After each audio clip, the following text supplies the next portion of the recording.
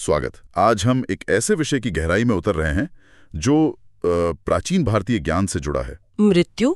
हाँ, मृत्यु। और खास तौर पर मृत्यु निकट आने के लक्षण क्या हो सकते हैं? बिल्कुल। हमारे पास शिव और पार्वती जी के बीच हुए एक संवाद का अंश है। इसमें पार्वती जी ने उत्सुकतावश महादेव से पूछा है कालचक्र और मृत्यु के चिन्हों के बारे में। जी, ये संवाद उन सब के लिए काफी दिलचस्प होगा जो जीवन, मृत्यु और हमारे पूर्वजों के नजरिए को समझना चाहते हैं। तो हमारा मकसद है इस संवाद में बताए गए संकेतों को जानना, उन पर थोड़ी चर्चा करना। हाँ, समझने की कोशिश करना कि महादेव ने क्या बताया। तो चलिए शुरू करते हैं। पार्वती जी का प्रश्न था, उन्होंने पूछा, भगवान, मृत्यु का क्या चिन्ह है और आयु का क्या प्रमाण? सीधा सवाल। और महादेव का उत्तर भी काफी विस्तृत है ना? बिल्कुल। वो कहते हैं कि शरीर के अंदर और हमारे आसपास के माहौल में, मतलब बाहरी दुनिया में, कई ऐसे संकेत दिखते हैं जो बता सकते हैं कि मृत्यु नजदीक है। अच्छा, तो ये संकेत किस तरह के होते हैं? पहले शारीरिक लक्षणों की बात करें। हाँ, शारीरिक लक्षण पहले। स्रोत में जिक्र है कि अगर किसी का शरीर, मतलब त्वचा, अचानक सफेद या पीली पड़ जाए। सफेद या पीली? हाँ, लेकिन साथ ही ऊपर से थोड़ी लालिमा भी दिखे।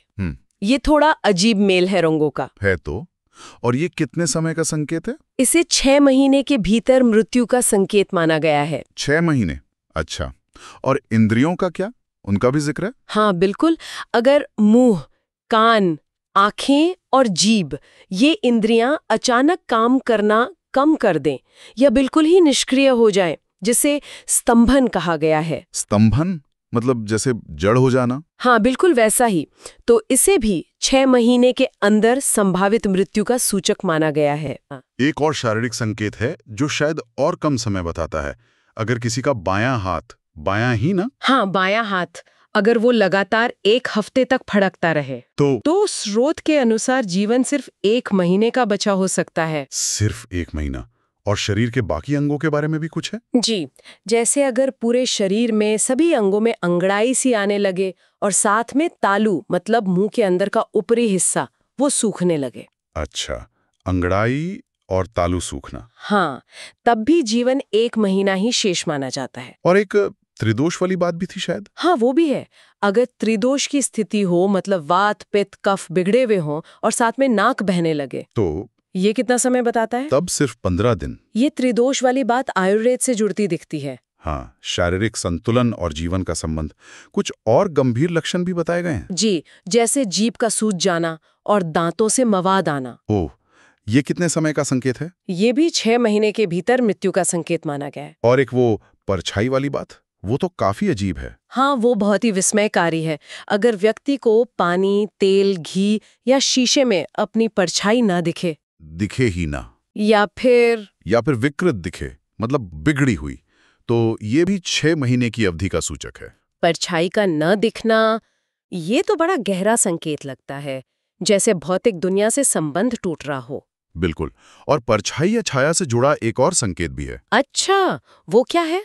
अगर कोई अपनी छाया को बिना सिर के देखे या फिर ऐसा महसूस करे कि उसकी छाया ही नहीं है। बिना सिर की छाया या छाया ही न होना?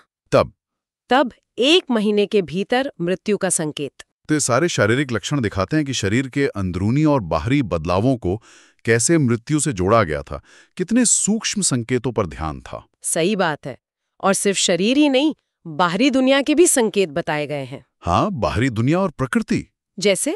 जैसे अगर चांद या सूरज, उनका मंडल, मतलब उनका घेरा, धुंधला सा दिखे और लाल रंग का दिखे। चांद सूरज का लाल और धुंधला दिखना? हाँ, तो ये आधे मास यानी करीब 15 दिन में मृत्यु का संकेत हो सकता है। 15 दिन? और तारों का भी जिक्र है? जी हाँ, अरुंधति तारा जो सप्तऋषि मंडल में है। हाँ, जिसे देखना आंखों की तेजी का प्रमाण मानते थे। बिल्कुल। तो अगर अरुंधति या चांद या कुछ खास तारे दिखने बंद हो जाएं, हाँ, तो जीवन 1 मास शेष माना गया है। तारों का न दिखना, शायद दृष्टि कमजोर होना या जीवन ऊर्जा का घटना हो सकता है। और एक और बात है, अगर ग्रह तो दिख रहे हों लेकिन दिशाओं का ज्ञान न रहे, मन में भ्रम या मूढ़ता से छा जाए। दिशा भ्रम, ये कितने समय का संकेत है? इससे 6 महीने के भीतर मृत्यु से जोड़ा गया है। 6 महीने। और प्रकृति के भी कुछ अजीब संकेत हैं, जैसे इंद्रधनुष वगैरह। हाँ, रात में इंद्रधनुष दिखना या दिन में दोपहर के वक्त तारे टूटना, मतलब उल्कापात होना। रात में इंद्रधनुष और दिन में उल्कापात, ये भी संकेत है जी। और साथ ही अगर गिद्ध और कौवे किसी व्यक्ति के आसपास मंडराने लगे, उसे घेर ले, गिद्ध और कौवे का घेरना, हाँ, तो ये भी 6 महीने के भीतर मृत्यु के संकेत माने गए। और आसमान में सप्तऋषि या आकाशगंगा, हाँ, अगर सप्तऋषि मंडल या आकाशगंगा, जिसे छायापथ कहा गया है, वो दिखना बंद हो जाए तो भी 6 महीने की अवधि बताई गई है। ये प्रकृति वाले संकेत तो काफी नाटकीय लगते हैं।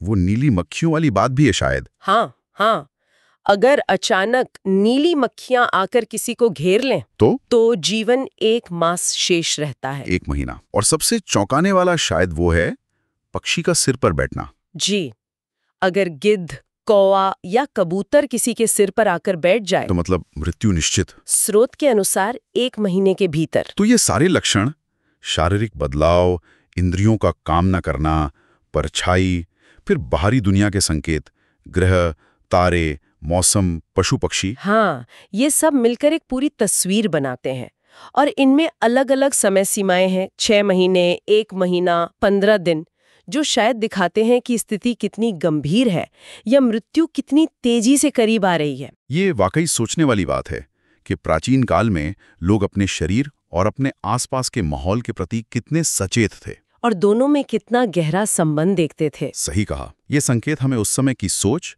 जीवन और मृत्यु की उनकी समझ की एक झलक देते हैं। तो हमने इस संवाद के जरिए मृत्यु के उन पूर्व संकेतों को समझा जो महादेव ने पार्वती जी को बताए थे।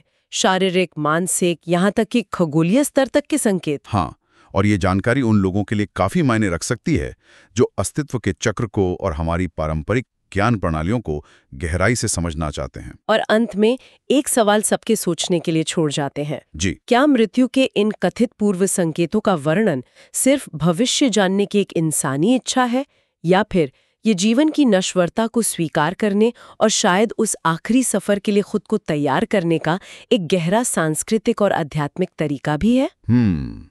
ये विचार करने योग्य प्रश्न है। बिल्कुल, इस पर सोचा जा सकता है।